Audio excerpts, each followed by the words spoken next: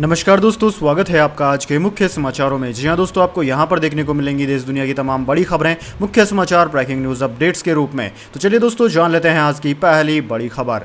पूर्व प्रधानमंत्री अटल बिहारी की 5वीं पुण्यतिथि, राष्ट्रपति मुर्मू, मोदी और शाह ने श्रद्धांजलि दी। पीएम बोले, देश को 21वीं सदी में ले जाने में उनकी अहम भूमिका। जी हां दोस्तों, पूर्व प्रधानमंत्री अटल बिहारी वाजपेयी की बुधवार को 5वीं पुण्यतिथि थी। पीएम मोदी ने सदैव अटल स्मृति स्थल जाकर वाजपेयी को श्रद्धांजलि अर्पित की। इस मौके पर राष्ट्रपति द्रौपदी मुर्मू, उपराष्ट्रपति जगदीप धनखड़, लोकसभा स्पीकर ओम बिरला, गृह मंत्री अमित शाह, रक्षा मंत्री राजनाथ सिंह समेत तमाम नेता उपस्थित रहे। उन्होंने भी पूर्व पीएम को नमन किया। मोदी ने ट्वीट करते हुए लिखा कि अटल बिहारी ने देश के विकास को गति देने में बड़ी भूमिका निभाई है। वाजपेयी के नेतृत्व में देश को बहुत लाभ मिला है। वह 21वीं सदी में देश को आगे ले गए। विलक्षण अटल जी की पुण्यतिथि पर उन्हें श्रद्धांजलि देने में 140 करोड़ भारतीयों के साथ हूं। इसके बाद दोस्तों, अगली बड़ी खबर। महाराष्ट्र कांग्रेस बोली, शरद को बीजेपी से मंत्री पद का ऑफर। पवार बोले, राज्य सरकारों को अस्थिर कर रही है भाजपा, उनसे लड़ने की रणनीति बना रहा हूं। जी हां दोस्तों, अजीत और शरद पवार की सीक्रेट मीटिंग पर कांग्रेस नेता पृथ्वीराज चौहान ने दावा किया था कि बीजेपी से शरद पवार को कैबिनेट मंत्री पद का ऑफर मिला है। उन्होंने कहा है कि यही ऑफर देने के लिए अजीत और शरद के बीच बैठकें हो रही है। दरअसल स्थानीय मीडिया रिपोर्ट्स में दावा किया जा रहा है कि बीजेपी ने शरद को केंद्र में कृषि मंत्री बनाने और नीति आयोग के अध्यक्ष पद के साथ बेटी सुप्रिया सुले को मंत्री पद का ऑफर दिया है। इसी बीच शरद पवार ने कहा कि भाजपा राज्य सरकारों को अस्थिर करने का काम कर रही है। मैं बीजेपी और उनके साथियों से लड़ने की रणनीति बना रहा हूं। INDIA यानी कि इंडिया गठबंधन की अगली बैठक मुंबई में होगी। इस बैठक की सफलता के लिए तैयारी कर रहे हैं। मैं 8 से 10 दिन से राज्य का दौरा कर रहा हूं। लोगों ने मेरे रुख की तारीफ की है। इसके बाद दोस्तों, अगली बड़ी खबर। नेहरू मेमोरियल का बदला नाम तो कांग्रेस नेता ने कहा, अफसोस है कि नौबत यहां तक आ गई। जी हां दोस्तों, मोदी सरकार ने नेहरू मेमोरियल म्यूजियम का नाम बदलकर पीएम म्यूजियम कर दिया है, जिसका कांग्रेस ने विरोध किया है। कांग्रेस सांसद और तिरुवनंतपुरम से सांसद शशि थरूर ने कहा कि अफसोस की बात है कि नौबत यहां तक आ गई है। उन्होंने कहा कि एक प्रचंड बहुमत वाली पार्टी से इस तरह का छोटापन दुर्भाग्यपूर्ण है। समाचार एजेंसी ANI से बात करते हुए शशि थरूर ने कहा कि अफसोस की बात है कि नौबत यहां तक आ गई। मुझे लगता है कि अन्य प्रधानमंत्रियों को शामिल करने के लिए इमारत का विस्तार करने का आइडिया एक असाधारण विचार है, लेकिन इस प्रक्रिया में देश के पहले प्रधानमंत्री जिन्होंने अंतरिम सरकार का नेतृत्व किया, आजादी के बाद देश के पीएम बने और अब तक सबसे ज्यादा समय तक पद पर रहने वाले प्रधानमंत्री है का नाम हटाना छोटापन है। थरूर ने आगे कहा कि आप इसे Nehru memorial prime ministers museum कह सकते थे। ये ओछापन दुर्भाग्यपूर्ण है और यह हमारे अपने ऐतिहासिक अतीत के प्रति एक कड़वाहट को दिखाता है। मेरा मानना है कि ऐसी सरकार को शोभा नहीं देता जिसके पास इतना अच्छा बहुमत हो।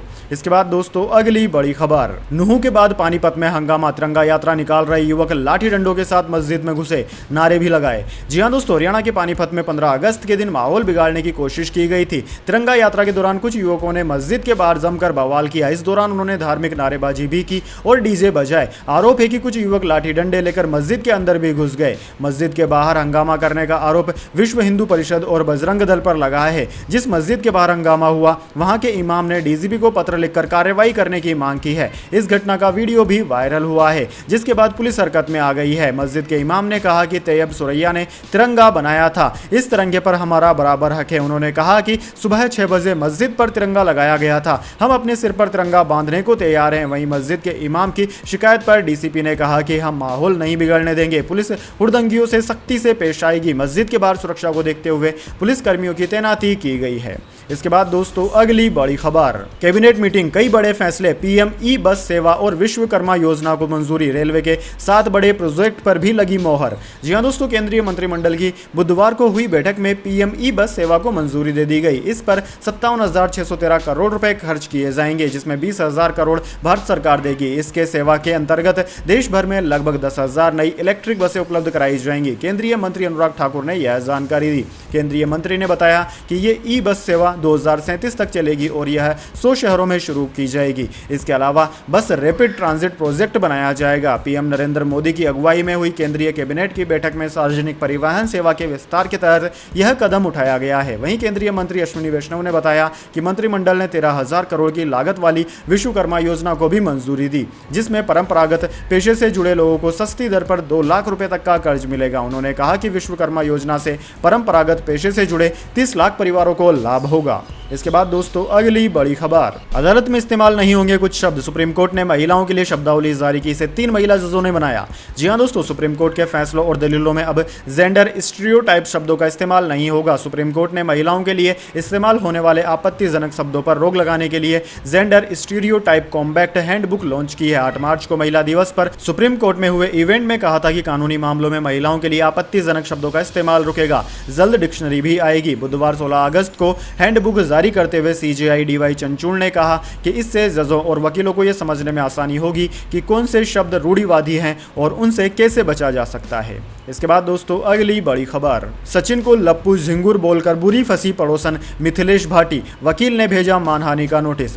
जी हां दोस्तों, सचिन मीणा के खिलाफ लप्पू और झिंगुर जैसे शब्दों का इस्तेमाल करने के मामले में सीमा हैदर के वकील एपी सिंह ने उनकी पड़ोसन मिथिलेश भाटी के खिलाफ मानहानि का कानूनी नोटिस भेज दिया है। न्यूज 18 हिंदी के शो में सीमा हैदर के वकील एपी सिंह और ग्रेटर नोएडा के रविपुरा में स्थित सचिन मीणा के घर के पड़ोस में रहने वाली भाभी मिथिलेश भाटी आमने सामने थे। इस दौरान एपी सिंह की तरफ से बताया गया कि वो मिथिलेश भाटी के खिलाफ मानहानि का नोटिस भेज चुके हैं। दोस्तों आपकी जानकारी के लिए बता दें, एपी सिंह वही वकील है जो पहले निर्भया मामले में आरोपियों की पैरवी कर चुके हैं। उन्होंने मंगलवार को ही एक समाचार चैनल से बातचीत में मिथिलेश भाटी को कानूनी कार्रवाई की चेतावनी देते हुए कहा था कि भारत जैसे विविधता वाले देश में त्वचा के रंग और शारीरिक विशेषताओं के आधार पर अपमान बर्दाश्त नहीं किया जाएगा। हम इस महिला के खिलाफ कानूनी कार्रवाई करने की तैयारी कर रहे हैं।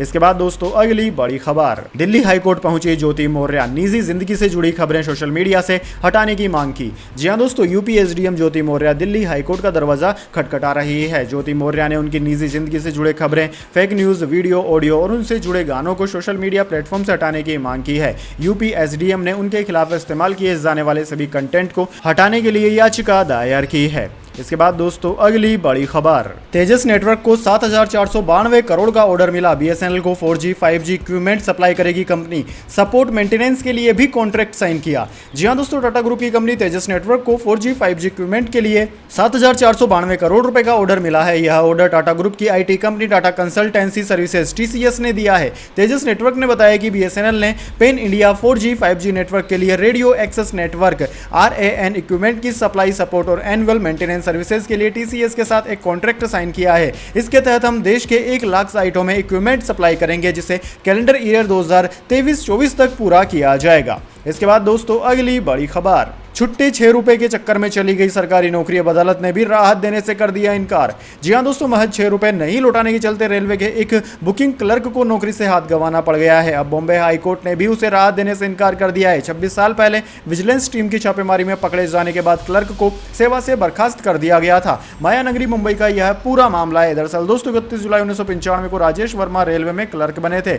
30 अगस्त 1997 को वर्मा कुर्ला टर्मिनल जंक्शन मुंबई में कंप्यूटरीकृत करंट बुकिंग कार्यालय में यात्रियों के टिकट बुक कर रहे थे। उसी दौरान विजिलेंस टीम ने एक रेलवे पुलिस बल RPF कांस्टेबल को नकली यात्री बनाकर क्लर्क राजेश वर्मा के काउंटर पर पहुंचाया। खिड़की पर जाकर उसने कुर्ला टर्मिनल से आरा तक के टिकट के लिए अनुरोध किया। किराया 214 रुपए था और यात्री ने 500 रुपए का नोट क्लर्क वर्मा को दिया। वर्मा को 286 लौटाने थे, लेकिन लौटाए केवल 280 यानी कि 6 रुपए कम। इसके बाद विजिलेंस टीम ने बुकिंग क्लर्क राजेश वर्मा के टिकटिंग काउंटर पर छापेमारी की, लेकिन टिकट बिक्री के हिसाब से उनके काउंटर में 6 रुपए ज्यादा मिले।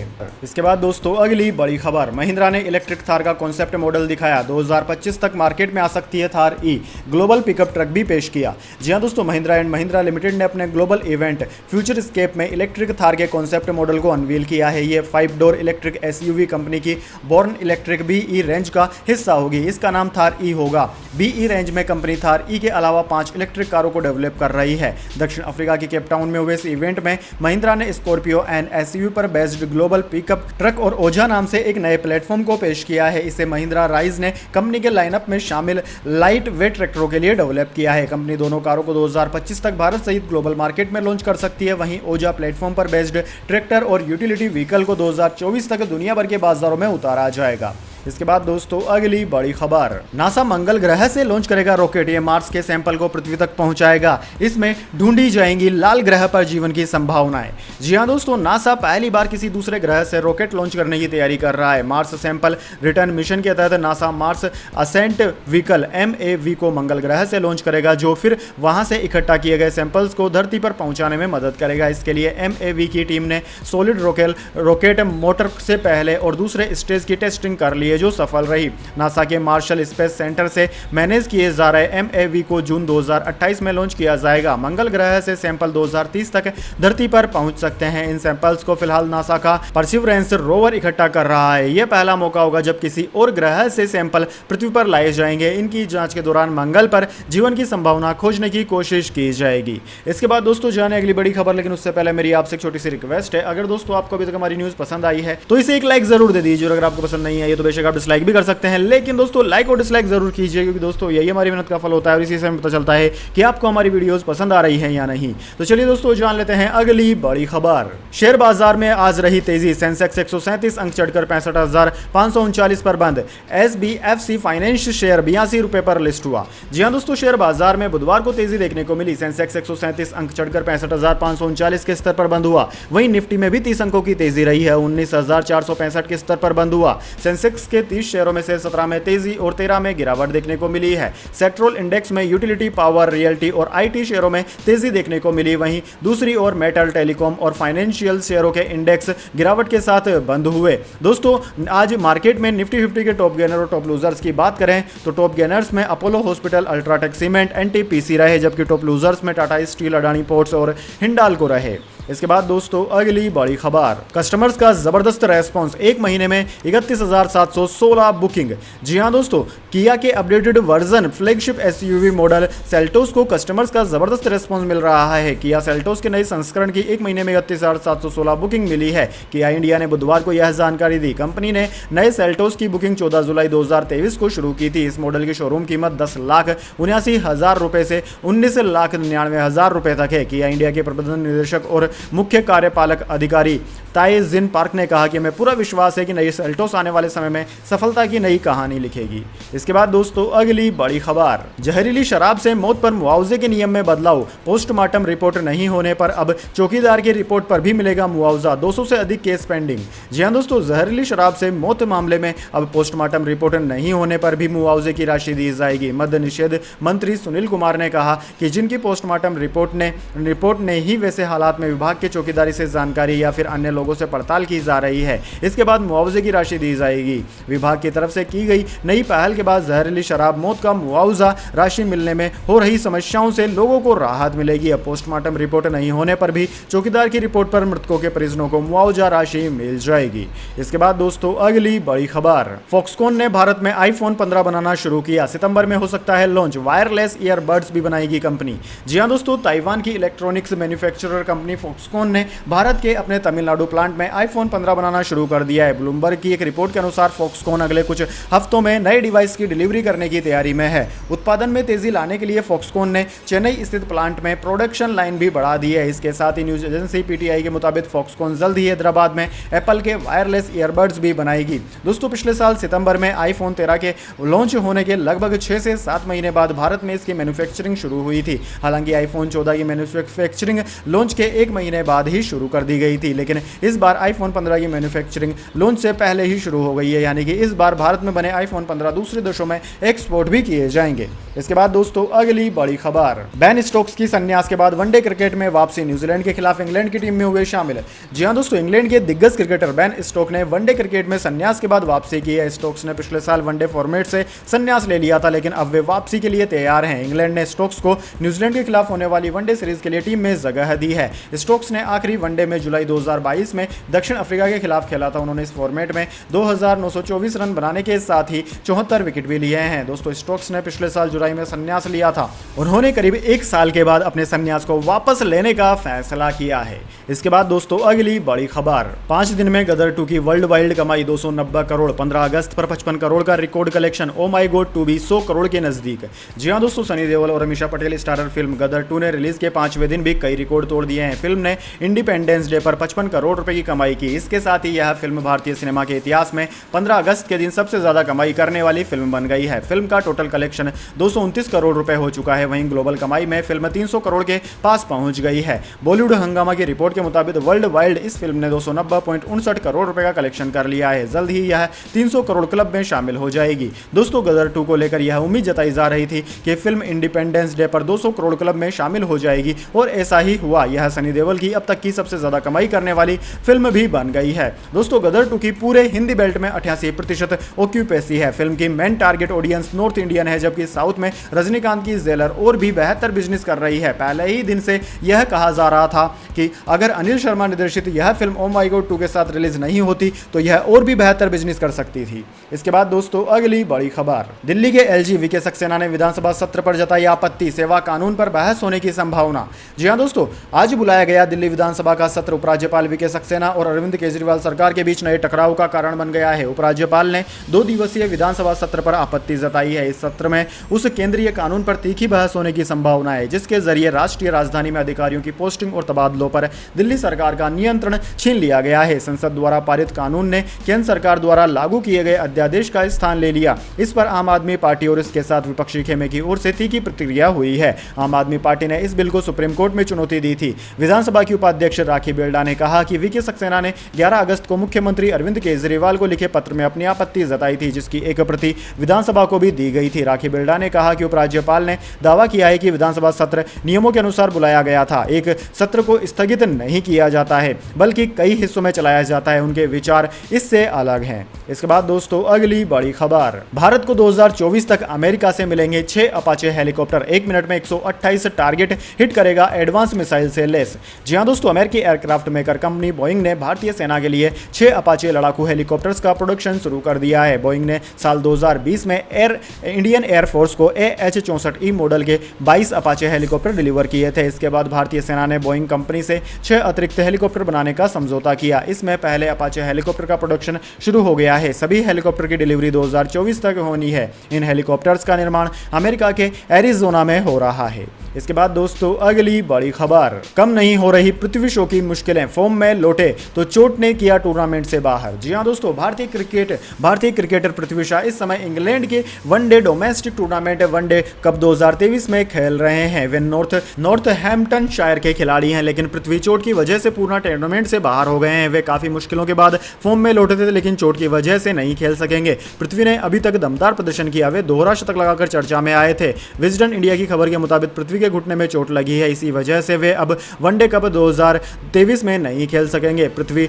डरहम के खिलाफ एक मुकाबले के दौरान चोटिल हुए। वे फील्डिंग के वक्त इंजरी का शिकार हुए। उनका स्कैन करवाया गया जिसमें चोट का पता चला। नॉर्थहैम्पटनशायर के हेड कोच जॉन सेल्टन ने कहा कि पृथ्वी ने कम समय में ही क्लब पर बड़ा प्रभाव छोड़ा है। वे बहुत ही विनम्र है। दोस्तों, आपकी जानकारी के लिए बता दें कि वनडे कप 2023 में पृथ्वी शॉ फिलहाल रन बनाने के मामले में सबसे आगे। उन्होंने 4 मैचों में 429 रन बनाए। इस दौरान 39 चौके और 19 छक्के लगाए। पृथ्वी का 152.67 का स्ट्राइक रेट रहा। वे सबसे ज्यादा शतक बनाने वालों के मामले में भी टॉप पर हैं। पृथ्वी ने 2 शतक लगाए हैं। पृथ्वी ने समरसेट के खिलाफ तूफानी दोहरा शतक भी लगाया था। इसके बाद दोस्तों, अगली बड़ी खबर, घर घर बीमारी पहुंचा रहे खेती में इस्तेमाल होने वाले कीटनाशक मिट्टी, हवा और पानी में घुल रहा है जहर।